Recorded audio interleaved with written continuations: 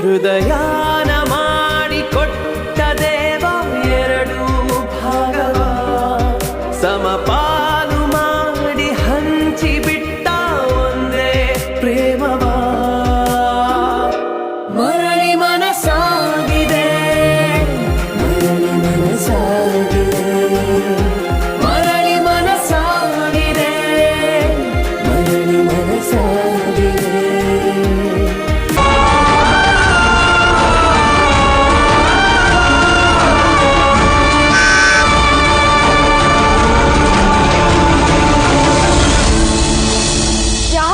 ಕೆಲಸ ಮಾಡಕ್ ಹೋದ್ರು ಏನಾದ್ರೂ ಒಂದ್ ಅಡೆತಡೆ. ಗಣೇಶ, ನಾನ್ ಏನ್ ಮಾಡ್ಲಿ ಈಗ? ಪಾಪ ಅಜಯ್ ಸರ್ ಕಾಯ್ತಾ ಇರ್ತಾರೆ. ಸಾಹಿತ್ಯದ ಬಗ್ಗೆ ಡೀಟೇಲ್ ಆಗಿ ಮಾತಾಡ್ಬೇಕು. ಅವ್ರ ಗಂಡ ಅಜಯ್ ಸರ್ ಏನ ಅಂತ ತಿಳ್ಕೋಬೇಕು ಅಂತ ಎಷ್ಟು ಆಸೆನಲ್ಲಿದ್ದೆ. ಕೈಗೆ ಇಟ್ಕೋ ಟೈಮಲ್ಲಿ ಕಿತ್ಕೊಂಡ್ ಹಾಗಾಯ್ತು. ಛೇ, ವಿಕ್ರಾಂತ್ ಸರ್ ಅಂದ್ಮೇಲೆ ಇಷ್ಟೊಂದು ರೇಗ್ ಬರ್ದಿತ್ತು. ಅವರೇ ಹೇಳ್ತಾರೆ ಕಾರಣ ಇಲ್ದೆ ನೀನ್ ಏನು ಮಾಡಲ್ಲ ಸ್ಪಂದನ ಅಂತ. ಆದ್ರೆ ನಾನಿವತ್ತು ಅವ್ರ ಜೊತೆ ಲಂಚ್ಗೆ ಹೋಗಿಲ್ಲ ಅಂದ್ರೆ ಅದಕ್ಕೇನೋ ಒಂದ್ ಕಾರಣ ಇರ್ಬೇಕು ಅಂತ ಅವ್ರು ಅನ್ಕೋಬಹುದಿತ್ತಲ್ಲ. ಇಷ್ಟೆಲ್ಲ ಮಾತಾಡುವಂತ ಅವಶ್ಯಕತೆ ಏನಿತ್ತು? ಅದ್ರಲ್ಲೂ ಎಷ್ಟು ಹಾರ್ಶ್ ಆಗಿ ಬಿಹೇವ್ ಮಾಡಿದ್ರು.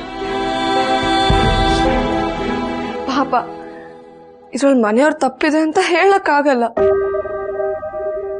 ಅವ್ರು ಎಲ್ಲಿಗೆ ಹೋಗ್ತಿದ್ಯಾ ಅಂತ ಕೇಳಿದ್ರು, ನಾನು ಹೇಳ್ದೆ. ಆದ್ರೆ ಯಾವ ಪ್ರೊಫೆಸರು ಅಂತ ಕೇಳಿದ್ರೆ ನಾನು ಏನು ಅಂತ ಹೇಳಿ? ಅವ್ರ ಹೆಸರು ಹೇಳಿದ್ರೆ ಏನ್ ಅನಾಹುತ ಆಗುತ್ತೋ. ಸಾಹಿತ್ಯಂಗೆ ಅವ್ಳ ಗಂಡ ಸಿಗ್ತಾರೋ ಇಲ್ವೋ ಅಂತ ಭಯ ಆಯ್ತು, ಅದಕ್ಕೆ ಹೇಳಲಿಲ್ಲ. ಅನ್ಕೊಂಡಿದ್ದೆಲ್ಲ ಹಾಳಾಗೋಯ್ತು. ಛೇ,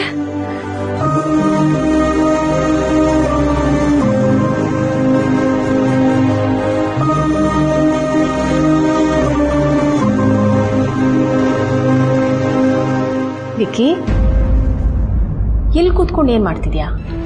ಏನಿಲ್ಲ, ಸುಮ್ಮನೆ ಹಾಗೆ. ನನ್ನ ಮಗನ್ಗೆ ಯಾಕೋ ಇತ್ತೀಚೆಗೆ ತುಂಬಾ ಬೇಗ ಕೋಪ ಬರ್ತಾ ಇದೆ. ಐ ಆಮ್ ಸಾರಿ ಮಾ. ಆದ್ರೆ ವಿಕ್ಕಿ, ಕಾರಣ ಏನೇ ಇರಲಿ, ನಂಗೆ ಯಾಕೋ ನೀನಿವತ್ ಮಾಡಿದ್ದು ಸರಿ ಕಾಣಲಿಲ್ಲಪ್ಪ. ನನ್ನ ಮಗ ಹೆಣ್ಣಿಗೆ ನ್ಯಾಯ ಕೊಡ್ಸೋನು, ಹೆಣ್ಣಿನ ಮೇಲಾಗೋ ದೌರ್ಜನ್ಯನ ಪ್ರಶ್ನೆ ಮಾಡೋನು, ಅವಳಿಗಾಗೋ ಅನ್ಯಾಯನ ತಡೆಯೋನು. ಅಂಥದ್ರಲ್ಲಿ ನೀನಿವತ್ತು ಈ ಥರ ಮಾಡಿದ್ಯಾ ಅಂದ್ರೆ ನಂಗೆ ಯಾಕೋ ಇದು ಸರಿ ಕಾಣಲಿಲ್ಲ. ಕಥೆನ ಒಂದ್ ಕಡೆಯಿಂದ ಕೇಳಿಸ್ಕೊಂಡ್ರೆ ಹೀಗೆ ಆಗದಮ್ಮ. ನಾನೇ ಸರಿ ಇಲ್ಲ, ಎಲ್ಲ ನಂದೇ ತಪ್ಪು ಅಂತ ಅನ್ಸುತ್ತೆ. ಏನಾಯ್ತು ಅಂತ ನಾನು ಹೇಳ್ತೀನಿ, ಕೇಳಿಸ್ಕೊ. ಭಾನುವಾರ ಇಬ್ರು ಒಟ್ಟಿಗೆ ಎಲ್ಲಾದ್ರೂ ಲಂಚ್ ಹೋಗೋಣ ಅಂತ ಪ್ಲಾನ್ ಮಾಡಿ, ಹಾಗೆ ಹೊರಗಡೆ ಎಲ್ಲಾದ್ರೂ ಸುತ್ತಾಡ್ಕೊಂಬರೋಣ ಅಂತನೂ ನಾನು ಒಬ್ಬನೇ ಅಲ್ಲ, ಇಬ್ರು ಸೇರೇ ಪ್ಲಾನ್ ಮಾಡಿದ್ದಿತ್ತು. ಅಷ್ಟೇ ಯಾಕೆ, ನಮ್ಮ ಆಫೀಸಿಂದ ಪರ್ಮಿಷನ್ ಕೂಡ ತಗೊಂಡಿದ್ದೆ. ಕೊನೆ ಮೂಮೆಂಟಲ್ಲಿ ಯಾವುದೋ ಪ್ರೊಫೆಸರ್ ಮನೆಗೆ ಹೋಗಬೇಕು ಊಟಕ್ಕೆ ಅಂದರೆ ನನಗೆ ಎಷ್ಟು ಹರ್ಟ್ ಆಗಲ್ಲಮ್ಮ.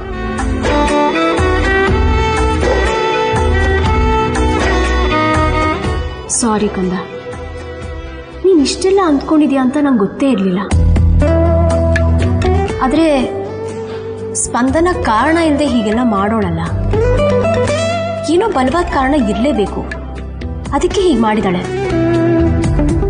ನೋಡು, ಸ್ಪಂದನ ಬೇಕಾದ್ರೆ ನನ್ನ ಮಾತನ್ನ ತೆಗೆದು ಹಾಕ್ತಾಳೆ, ಆದರೆ ಅವಳು ಯಾವತ್ತೂ ನಿನ್ನ ಮಾತನ್ನ ತೆಗೆದು ಹಾಕಲ್ಲ.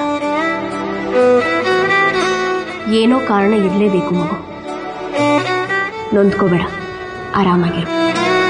ನನ್ನ ಮಗ ಅಂದ್ರೆ ಹೆಂಗಿರ್ಬೇಕು? ಅವಳು ಯಾವಾಗಲೂ ನಾನು ಮುದ್ದು ಬಂಗಾರಿ, ನಾನು ಮುದ್ದು ಬಂಗಾರಿ ಅಂತ ಹೇಳ್ತಾ ಇರ್ತಾಳೆ. ನಿಜ ಕಣೋ, ಪಾಪ ಅವಳು ಮುದ್ದು ಬಂಗಾರಿ. ಒಂದ್ಸಲ ಅವಳ ಮುಖನ ನೆನ್ಪು ಮಾಡ್ಕೊ, ನಿನ್ ಬೇಜಾರೆಲ್ಲ ಕಳೆದು ಹೋಗುತ್ತೆ. ಜಾಣ ಅಲ್ವಾ? ಚರಕ್. ಅಮ್ಮ ಸಾರಿ. ನನಗಲ್ಲ, ಈ ಸಾರಿನ ನಿನ್ನ ಹೆಂಡತಿಗೆ ಹೇಳು.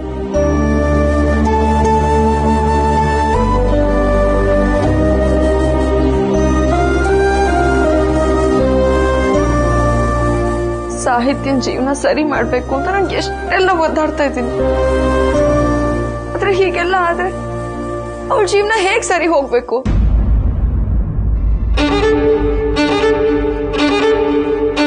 ಏನಿದು ಸ್ಪಂದನ ಇಷ್ಟೊತ್ತಾದ್ರೂ ಬರ್ಲಿಲ್ವಲ್ಲ?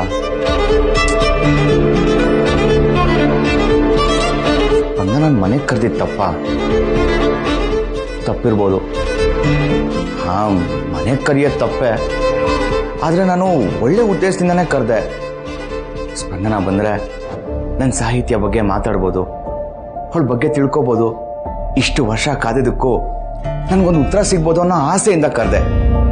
ಹಾಗೆ ಮಾತಾಡೋ ಹಾಗಿದ್ದಿದ್ರೆ ಕಾಲೇಜಲ್ಲೇ ಮಾತಾಡ್ಬೋದಿತ್ತು. ಆದರೆ ಏನು ಮಾಡಲಿ, ಕಾಲೇಜಲ್ಲಿ ಎಷ್ಟು ಟ್ರೈ ಮಾಡಿದ್ರೂ ಸಾಹಿತ್ಯ ಬಗ್ಗೆ ಒಂದೇ ಒಂದ್ಸಲನೂ ಮಾತಾಡೋಕ್ಕಾಗಲಿಲ್ಲ. ಇವತ್ತಿಲ್ಲ ಎಷ್ಟು ಆಸೆಯಿಂದ ಕಾಯ್ತಿದ್ದೀನಿ, ಆದರೆ ಸ್ಪಂದನನೇ ಬರಲಿಲ್ಲ. ಏನಾಗಿರ್ಬೋದು ಪಾಪ, ಅವಳು ಫ್ಯಾಮಿಲಿ ಜೊತೆ ಇರೋ ಹುಡುಗಿ, ಅಲ್ಲಿ ಏನೇನು ಕಷ್ಟ ಇರುತ್ತೋ ಏನೋ. ಒಂದ್ಸಲಿ ಫೋನ್ ಮಾಡಿ ವಿಚಾರಿಸ್ಲಾ?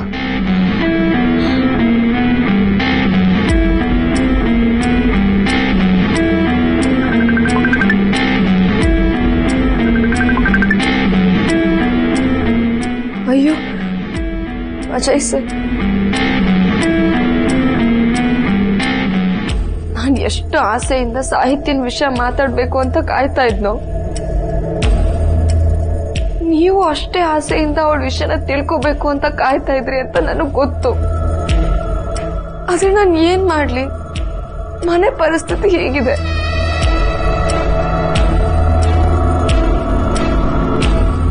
ಆದ್ರೆ ಈಗ ನಿಮ್ ಕಾಲ್ ರಿಸೀವ್ ಮಾಡಿ ನಾನು ಏನು ಅಂತ ಉತ್ತರ ಕೊಡ್ಲಿ? I am sorry Ajay sir.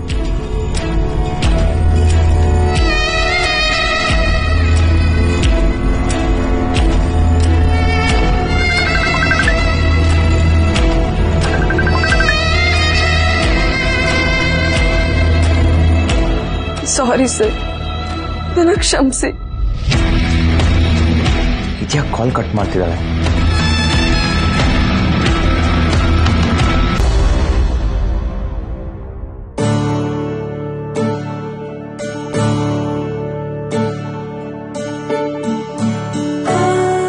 ಸ್ಪಂದನ,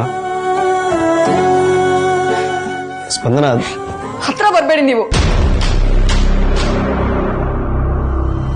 ಸ್ಪಂದನ, ಈಗ ನಾನು ಏನ್ ಮಾಡಿದೆ ಅಂತ ಹೀಗಾಡ್ತಿದ್ಯಾ? ಹೌದಾ, ನೀವೇನು ಮಾಡೇ ಇಲ್ಲ ಅಲ್ವಾ? ಯಾವತ್ತೂ ಇಷ್ಟು ಕೆಟ್ಟದಾಗ ನಡ್ಕೊಂಡಿರ್ಲಿಲ್ಲ ನೀವು ನನ್ನ ಹತ್ರ. ಆದ್ರೆ ಇವತ್ತು ಮನೆಯವ್ರು ಎಲ್ರೂ ಮುಂದೆ ನನ್ನ ಕೈ ಹಿಡಿದು ನೋವು ಮಾಡಿದೀರಾ. ನಾನು ಹೊರಗಡೆ ಹೋಗ್ತೀನಿ ಅಂದ್ರು ಬಾಗ್ಲು ಹಾಕಿ ತಡೆದಿದ್ದೀರಾ. ಇದ್ಯಾವುದೂ ನೆನಪೇ ಇಲ್ಲ ಅಲ್ವಾ ನಿಮ್ಗೆ?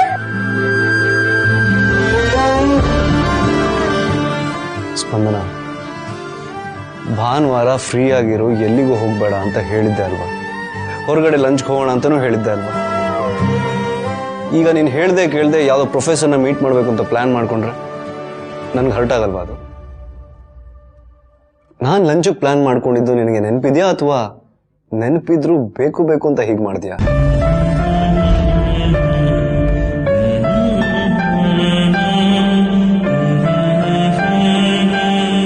I am sorry Vikrant sir, ನೀವು ನನಗೆ ಲಂಚ್ ಕರೆದಿದ್ದು ನಾನು ಮರೆಯೋಷ್ಟು ಸಣ್ಣ ವಿಷಯ ಏನಲ್ಲ. ನಾನು ಬರೋಣ ಅಂತಾನೆ ಅನ್ಕೊಂಡಿದ್ದೆ.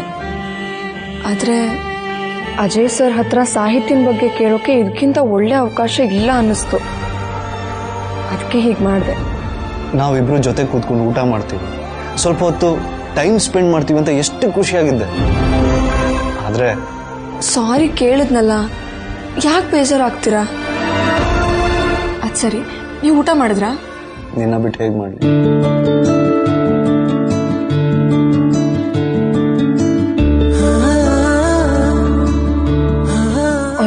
ವಿಕ್ರಾಂತ್ ಸರ್, ಇರೋದು ಒಂದೇ ಹಾರ್ಟು. ಮೊದಲೇ ಲವ್ ಆಗಿದೆ, ಈಗ ಇನ್ನೊಂದ್ಸಲ ನನ್ನ ಹೃದಯನ ಕದಿಬೇಡಿ. ವಿಕ್ರಾಂತ್ ಸರ್, ಊಟ ತಗೊಂಡ್ಬರ್ತೀನಿ. ನನಗೇನು ಊಟ ಬೇಡ. ಅಯ್ಯೋ, ನನ್ನ ಗಂಡ ಹೀಗೆ ಮಗು ತರ ಹಠ ಮಾಡಿದ್ರೆ ನೋಡೋಕೆ ಎಷ್ಟು ಕ್ಯೂಟ್ ಆಗಿದೆ. Vikrant sir, I am really sorry. Please ಕೋಪ ಮಾಡ್ಕೋಬೇಡಿ. ಕೋಪ ಅಲ್ಲ ಸ್ಪಂದನ, ಎಷ್ಟು ಹರ್ಟ್ ಆಗುತ್ತೆ ಗೊತ್ತಾ? ಅಲ್ಲ, ಸಂಡೆ ಬರ್ಲಿ ಅಂತ ನಾನು ಎಷ್ಟು ಕಾಯ್ತಿದ್ದೆ. ನಿನ್ ಜೊತೆ ಲಂಚ್ ಹೋಗೋಣ, ನಿನ್ ಜೊತೆ ಮಾತಾಡೋಣ ಅಂತ ಏನೇನೋ ಅನ್ಕೊಂಡಿದ್ದೆ. ಏನೇನು ಅಂದ್ರೆ? ಸುಮ್ಮನೆ ತಮಾಷೆ ಮಾಡಬೇಡ ನೀನು. ಅದೆಲ್ಲ ಹೋಗ್ಬೇಕು ಅಂದಲ್ಲ, ಹೋಗು. ಹೀಗೆ ಹೇಳಿದ್ರೆ ನೀವು ಕೇಳಲ್ಲ ಅಲ್ಲ? ಮಾಡ್ತೀನಿ ರೀ.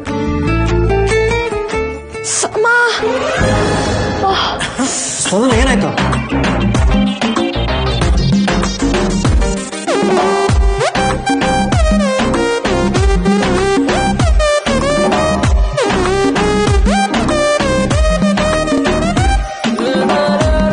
ಸ್ಪಂದನ, ನಿನ್ನೆ ಕೇಳ್ತಿರೋದು ಏನಾಯ್ತು?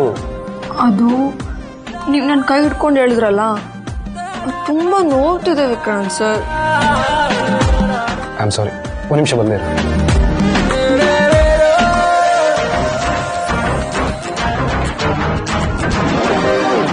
ತಕದೀಂ ದೇಂ ದೇಂ ದೇಂ ತಕದೇಂ ಅಂತ ಹೇಳಿದೀನನು. ಇದನ್ನು ಅನುವಾದಿಸಿಯ ಯಾರಿಗೂ ನೀ ಹೇಳದೆ. ಹೃದಯದಲ್ಲಿ ನಗಲೇಲಿ ರಂಗೋಲಿ ರಂಗೇರಿದೆ. ಮರೆತು ಹೋದ ಚುಕ್ಕಿಗಳ ನೀ ಪೂರ್ತಿ ಮಾಡಿದೆ.